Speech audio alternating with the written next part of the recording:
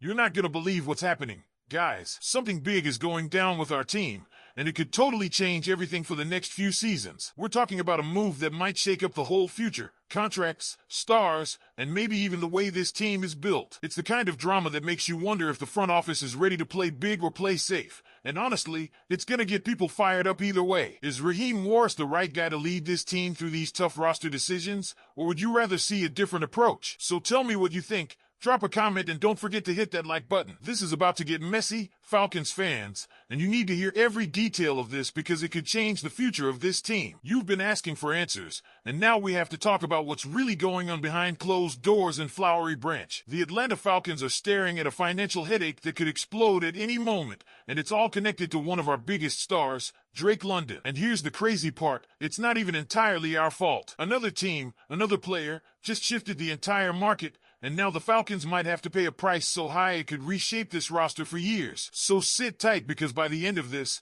you'll want to tell me exactly what you think the team should do. Let's start with what's got everyone in the front office sweating. You already know the Falcons have had some big money problems lately. The Kirk Cousins deal, for years, $180 million with $100 million guaranteed, looked like the move that could push Atlanta back into contention. But fast forward to just 1 year later, and the team is already trying to figure out how to get out from under that contract. And it's not just Cousins. There's a wave of young talent coming up for extensions, and that's where the real storm is brewing. Bijan Robinson, Michael Penix Jr., and, of course, Drake London, these guys are the future. But keeping them all together, that's going to cost a fortune. And here's where things get really interesting, because Drake London's situation just got way more complicated thanks to something completely out of Atlanta's control. The New York Jets just threw gasoline on this fire. According to Adam Schefter, Garrett Wilson, who was drafted just 2 spots after London in 2022, signed a 4-year, $130 million extension with $90 million guaranteed. And here's the kicker. He's now the first wide receiver in NFL history to average over $31 million a year after only 3 seasons. Read that again, 3 seasons, and he's already cashing in like this. Now think about it from London's perspective. How does he not look at that deal and expect something similar, if not more? Garrett Wilson has been incredible, sure, with 3 straight 1,000-yard seasons, but London's breakout last year, 100 receptions, 1,271 yards, and 9 touchdowns, showed exactly why he was a top 10 pick. And let's be honest, London had to deal with Desmond Ridder, Taylor Heineke, and Arthur Smith's unimaginative play calling for 2 years. His numbers might not scream top of the market, but when you project what he can do with a stable quarterback situation, Michael Penix Jr. stepping in and taking over as the future of this team, it's not crazy to think he could hit numbers even higher than Wilson's. This is exactly the kind of leverage his agent is going to use against the Falcons. And you know how this works. The market sets the price, and Wilson's contract just moved the bar higher for everyone. To make matters worse, you've got guys like Justin Jefferson and C.D. Lamb who needed a 4th season to get their massive deals, and now Drake London could skip that step entirely. If he puts up another season like last year, or better, he'll be right in line for a contract pushing into the same neighborhood as Ja'Marr Chase's mind-blowing $40.25 million per year deal. And here's where it really starts to hurt. As of right now, the Falcons have just $362,000 in projected cap space for 2026. That's nothing. The good news is that London's new deal wouldn't even kick in until 2027, when the team is projected to have $122 million in space. But don't let that number fool you. Bijan Robinson will need a huge contract. Michael Penix Jr., if he becomes the franchise quarterback we all hope he will be, is going to command a massive deal of his own. So, do you sign London to a record-breaking contract knowing that? Or do you risk alienating one of the best young receivers in the league? It's a good problem to have. Sure, having too many stars you need to pay is a sign the team is doing something right. But this is also where the wrong move can destroy a franchise's future. If London has a monster year with Penix throwing to him, his price skyrockets, and you're looking at handing him something in the range of $32 to $38 million per year, maybe even more. And let's be real, after what Wilson just signed, you know London and his camp are watching every single dollar. But wait. This story doesn't stop with London, because this ripple effect could stretch across the entire roster. Cousins is still here, and even though Penix is taking over, that $180 million deal doesn't just disappear. Bijan is going to be in line for a deal that could rival Christian McCaffrey's, and if Penix delivers, we're talking about quarterback money that could eat up a giant chunk of the cap. This is how franchises either build dynasties or fall apart. And right now, Falcons fans, you're watching the first cracks forming in real time. Now, I need to know what you think about this because this isn't just a front office problem. It's a question about how much you're willing to invest in this core. Should the Falcons break the bank to keep Drake London no matter what? Or should they play hardball and risk losing him if the price goes too high? Drop your thoughts in the comments because I want to see where you stand on this. Are you all in on London?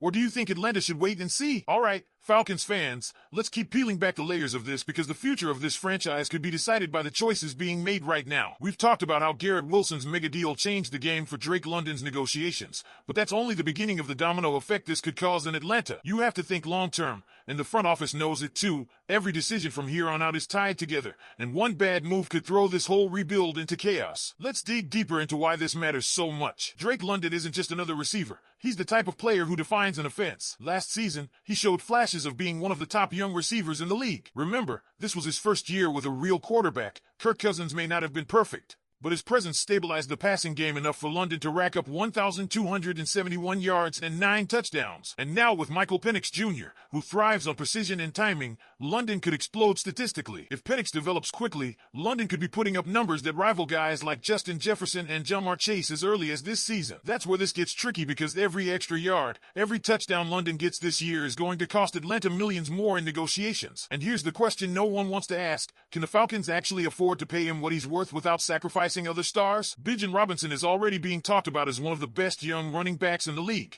and by the time his extension comes up, he could easily demand top-of-the-market money, somewhere in the range of $16 to $18 million per year. Michael Penix Jr., if he lives up to expectations, will eventually command a contract north of $45 million per season. Add a potential $32 to $38 million for London, and suddenly, more than half of your salary cap is tied to just 3 players. That's how good teams can become top-heavy and struggle to build depth. Now, I know what you're thinking. Why not just move on from Cousins to free up space? Easier said than done. The Falcons signed him to that 4-year, $180 million deal with $100 million guaranteed. And even if Penix takes over, that contract still clogs up cap space through 2027. And don't forget, the team still has other contracts on the books that will demand attention soon. You can see why the front office is nervous. Every move has to be calculated perfectly. But here's the thing. You can't just let a talent like Drake London walk away. He's 24 years old. He's entering his prime.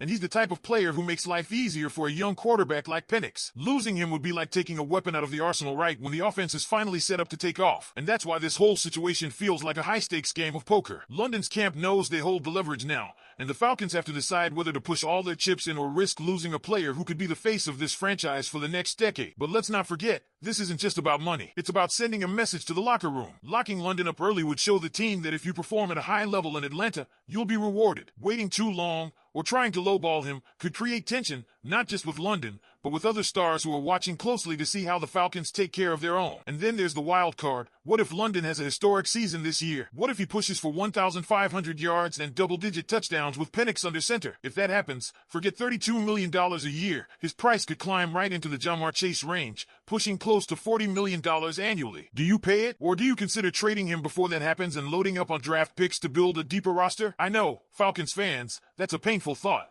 But these are the real conversations happening behind the scenes. This season might end up being the most important year of London's career, not just for him, but for the entire future of this franchise. And that's why you need to tell me what you think, because the Falcons are walking into a decision that could define the next 5 years of football in Atlanta. Should Terry Fontenot and Raheem Morris give Drake London whatever he asks for to keep him in Atlanta for the long haul? Or should they be patient and risk waiting another year, even if it means his price tag skyrockets? Leave your opinion in the comments right now. Should the Falcons sign him now or take a risk and wait? Don't forget to like and subscribe for daily updates on your favorite team. Go Falcons!